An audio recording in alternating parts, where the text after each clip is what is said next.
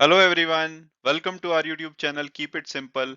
आज यानी कि 21 दिसंबर के हमारे स्टॉक्स इन न्यूज हैं अदानी एंटरप्राइजेज, जिनको उत्तर प्रदेश में गंगा एक्सप्रेसवे प्रोजेक्ट मिला है। और दूसरी कंपनी है रिलायंस इंडस्ट्रीज, जिसमें कि जियो के जो सब्सक्राइबर हैं वो अक्टूबर में 17.6 लाख से बढ़े हैं। तो ये दोनों ही टॉपिक हम इस वीडियो में डिटेल में डिस्कस करेंगे, और ये भी बात करेंगे कि क्या इन कंपनीज के शेयर हमें करंट प्राइस पे लेने चाहिए या नहीं। और आगे बढ़ने से पहले अगर आपने अभी तक चैनल को सब्सक्राइब नहीं किया तो प्लीज सब्सक्राइब करके हमें मोटिवेट कीजिए। तो सबसे पहले अगर हम अदानी ग्रुप की ओवरऑल बात करें तो इनकी फ्लैगशिप कंपनी है अदानी एंटरप्राइज लिमिटेड, जिसमें कि अदानी ग्रुप का 75% स्टेक है। इसके अलावा इनका ट्रांसपोर्ट और लॉजिस्टिक्स का पोर्टफोलियो है, जिसमें अदानी पोर्ट एक लिस्टेड कंपनी है। इसके अलावा NQXT यानी कि नॉर्थ क्वींसलैंड एक्सपोर्ट टर्मिनल और Surguja rail corridor private limited दो अनलिस्टेड कंपनीज हैं। और अगर इनके एनर्जी और यूटिलिटी पोर्टफोलियो की बात की जाए तो वहां पे चार इनकी लिस्टेड कंपनी है: Adani transmission limited, Adani power limited, Adani green energy limited और अदानी टोटल गैस लिमिटेड। और ओवरऑल अगर अदानी ग्रुप की मार्केट कैपिटलाइजेशन की बात की जाए तो ये USD में 116 बिलियन के आसपास है। ये 29 अक्टूबर के मार्केट शेयर के हिसाब से है, अभी थोड़ा बहुत बदल सकता है। और अब अगर अदानी एंटरप्राइज लिमिटेड की हिस्ट्री की बात की जाए तो ये 1994 से इनक्यूबेटर का काम कर रही हैं, यानी कि अपनी दूसरी कंपनीज को डेवलप करती हैं और उसके बाद जब वो मैच्योर हो जाती हैं तो उनको डीमर्ज कर दिया जाता है ताकि वो इंडिपेंडेंटली रन हो पाए। तो इन्होंने पिछले कुछ सालों में, जैसे कि 2015 में, अपनी तीन कंपनीज को जो कि पहले अदानी एंटरप्राइज लिमिटेड का पार्ट थी उनको डीमर्ज किया था: Adani port, Adani power limited और अदानी ट्रांसमिशन लिमिटेड। उसके बाद 2018 में इन्होंने अदानी ग्रीन एनर्जी लिमिटेड और अदानी टोटल ग्रीन लिमिटेड को भी डीमर्ज कर दिया था। और अब अगर स्पेसिफिकली अदानी एंटरप्राइजेस के करंट बिजनेसेस की बात की जाए तो इनके कुछ एस्टेब्लिश्ड बिजनेसेस हैं, जैसे कि कोल माइनिंग करते हैं। इसके अलावा इंटीग्रेटेड रिसोर्स मैनेजमेंट में ये पूरी की पूरी सप्लाई वैल्यू चेन को मैनेज करते हैं, यानी कि कोल को इंपोर्ट करते हैं, लॉजिस्टिक्स मैनेज करते हैं, स्टोरेज मैनेज करते हैं और अल्टीमेटली कस्टमर को डिलीवर करते हैं। इसके अलावा इनका सोलर मैन्युफैक्चरिंग और अदानी विल्मर लिमिटेड, जो कि इनका एक जॉइंट वेंचर है जिसमें कि फॉर्च्यून ऑयल वगैरह के प्रोडक्ट्स आते हैं, ये इनके एस्टेब्लिश्ड बिजनेसेस हैं। इसके अलावा इनके डेवलपिंग बिजनेसेस की बात करें तो ये ट्रांसपोर्ट और लॉजिस्टिक्स में एयरपोर्ट्स डेवलपमेंट और मैनेजमेंट का काम करते हैं, रोड मैनेजमेंट और ऑपरेशन का काम करते हैं। इसके अलावा रेल और मेट्रो बिल्ड करते हैं। और यूटिलिटी में ये वाटर और डेटा सेंटर प्रोजेक्ट्स में भी हैं। और अब अगर बात की जाए कंपनी में लेटेस्ट डेवलपमेंट की तो अदानी एंटरप्राइज लिमिटेड को Uttar Pradesh expressway industrial development authority यानी कि UPEIDA से लेटर ऑफ अवार्ड मिला है गंगा एक्सप्रेसवे के तीन मेजर स्ट्रेचेस को इंप्लीमेंट करने के लिए। और ये जो प्रोजेक्ट है DBFOT यानी कि design build finance operate transfer basis पे किया जाएगा। इसमें अदानी एंटरप्राइजेस इसको डिजाइन करेगा, बिल्ड करेगा, फाइनेंस करेगा और एक लंबे समय तक ऑपरेट करके अपनी कॉस्ट रिकवर करेगा और फाइनली गवर्नमेंट को ट्रांसफर कर देगा। जो इसका कंसेशन पीरियड है वो 30 साल बताया जा रहा है, यानी कि 30 साल के लिए इसको अदानी एंटरप्राइज मैनेज मैनेज करेगा और जो भी टोल इनकम आएगी वो जनरेट करके अपनी कॉस्ट को रिकवर करेगा। और इस प्रोजेक्ट की ओवरऑल कॉस्ट 17,000 करोड़ एस्टिमेट की जा रही है। और ये पब्लिक प्राइवेट पार्टनरशिप के अंतर्गत लार्जेस्ट एवर एक्सप्रेसवे है जो कि एक प्राइवेट फर्म को अवार्ड किया गया है। और गंगा एक्सप्रेसवे की बात करें तो मेरठ को प्रयागराज से कनेक्ट करेगा और ये लॉन्गेस्ट एक्सप्रेसवे होगा जो कि DBFOT बेसिस पे इंप्लीमेंट किया जाएगा। ओवरऑल इसकी लेंथ 594 किलोमीटर है, जिसमें कि 464 किलोमीटर बुदाऊं से प्रयागराज के बीच में अदानी एंटरप्राइज लिमिटेड के द्वारा बिल्ड किया जाएगा, जो कि ओवरऑल जो एक्सप्रेसवे के साइज का 80% होगा। और इस LOA का जो स्कोप होगा यानी कि लेटर ऑफ अवार्ड्स का स्कोप होगा, उसके अंतर्गत अदानी एंटरप्राइजेस को जो 6 लेन एक्सेस कंट्रोल्ड 6 लेन तीन ग्रुप्स में वो डेवलप करेंगे और इसको 8 लेन तक एक्सपेंड किया जा सकेगा फ्यूचर में। इसमें से पहला जो इनका स्ट्रेच होगा वो 151.7 किलोमीटर बुदाऊं से हरदोई होगा, फिर 156 किलोमीटर के आसपास हरदोई से उन्नाव और फिर 157 किलोमीटर के आसपास उन्नाव से प्रयागराज के बीच में।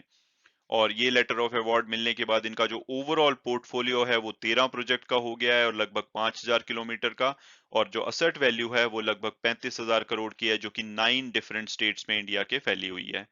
और इनके जो अगर ओवरऑल पोर्टफोलियो मिक्स की बात करें तो कुछ इसमें हाइब्रिड एन्युटी मोड है, यानी कि गवर्नमेंट के साथ पार्टनरशिप है जिसमें कुछ स्पेंडिंग गवर्नमेंट करती है और कुछ इनके द्वारा की जाती है। नॉर्मली ये 40-60 होता है। इसके अलावा इनका टोल ऑपरेट ट्रांसफर मोड के थ्रू भी कुछ प्रोजेक्ट्स हैं और कुछ बिल्ड ऑपरेट ट्रांसफर मोड में भी इनकी कुछ असेट्स हैं। और अब अगर बात की जाए हमारी सेकंड कंपनी न्यूज़ यानी कि रिलायंस इंडस्ट्रीज की, तो सबसे पहले अगर हम इनके रेवेन्यू देखें कि किस बिजनेस सेगमेंट से इनका कितना रेवेन्यू आता है, तो ये सितंबर क्वार्टर के नंबर है, यानी कि सेकंड क्वार्टर जो अभी पीछे गया है, उसमें सबसे ज्यादा रेवेन्यू इनका O2C यानी कि ऑयल टू केमिकल बिजनेस से आता है, लगभग 57%। दूसरे नंबर पे रिटेल 21% और तीसरे नंबर पे जो इनका रेवेन्यू आता है वो आता है डिजिटल बिजनेसेस से, जिसमें कि जियो आता है लगभग 11%। आप यहाँ पे इनके डिटेल में देख सकते हैं कि इनके बिजनेसेस में कौन कौन से बिजनेसेस इंक्लूड हैं। और अब अगर बात की जाए कंपनी में लेटेस्ट डेवलपमेंट की, तो कल यानी कि 20 दिसंबर को telecom regulatory authority of India ने अक्टूबर का सब्सक्राइबर डेटा रिलीज किया और उसके अनुसार रिलायंस ने अक्टूबर में 17,60,000 सब्सक्राइबर्स गेन किए हैं।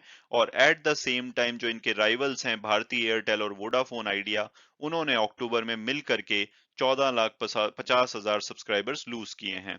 और जो जियो का ये सब्सक्राइबर एडिशन है अक्टूबर में टर्न अराउंड है, क्योंकि सितंबर में कंपनी ने 1,90,00,000 सब्सक्राइबर्स लूज किए थे। हालांकि कंपनी ने क्लैरिफाई किया था कि ये वो लोग हैं जिनके की कनेक्शन कोविड की सेकेंड वेव आने के बाद कंपनी ने 90 दिन के लिए एक्टिवेट रखे थे, लेकिन उसके बाद भी उन्होंने रिचार्ज नहीं कराया तो उनको डिस्कनेक्ट कर दिया गया। तो यानी कि कंपनी ने बोला था जो ये सब्सक्राइबर लूज हुए हैं ये वन ऑफ है, और वो सच निकला क्योंकि अक्टूबर में इनके नंबर्स बढ़े हैं। और ओवरऑल अगर बेस की बात की जाए तो अब इनका 42,65,00,000 का सब्सक्राइबर का बेस हो गया है अक्टूबर के बाद में। और जो सेकंड लार्जेस्ट टेलीकॉम ऑपरेटर है भारती एयरटेल, उन्होंने 4,89,000 सब्सक्राइबर्स लूज किए हैं अक्टूबर में, और अब उनका जो बेस है 35,39,00,000 का हो गया है। और वोडाफोन आइडिया ने अक्टूबर में 9,64,000 सब्सक्राइबर लूज किए हैं और इनका जो ओवरऑल बेस है वो अब 26,90,00,000 का रह गया है। और अगर ओवरऑल टेलीफोन सब्सक्राइबर की बात की जाए भारत में, तो वो 0.04% से मंथली ग्रोथ रेट से इंक्रीज हुए हैं और अब लगभग 118.96 करोड़ सब्सक्राइबर हैं ओवरऑल। इसमें से अगर अर्बन की बात की जाए तो अर्बन जो पॉपुलेशन में सब्सक्राइबर हैं वो थोड़े से कम हुए हैं, 65.88 करोड़ हैं, यानी कि 65,88,00,000। और रूरल सब्सक्रिप्शन थोड़े से बड़े हैं और वो अब टोटल हैं 53,07,00,000। और विजिटर लोकेशन रजिस्टर के हिसाब से अगर एक्टिव सब्सक्राइबर की बात की जाए, तो जितने भी एयरटेल के टोटल सब्सक्राइबर हैं उसमें 97.78% एक्टिव हैं।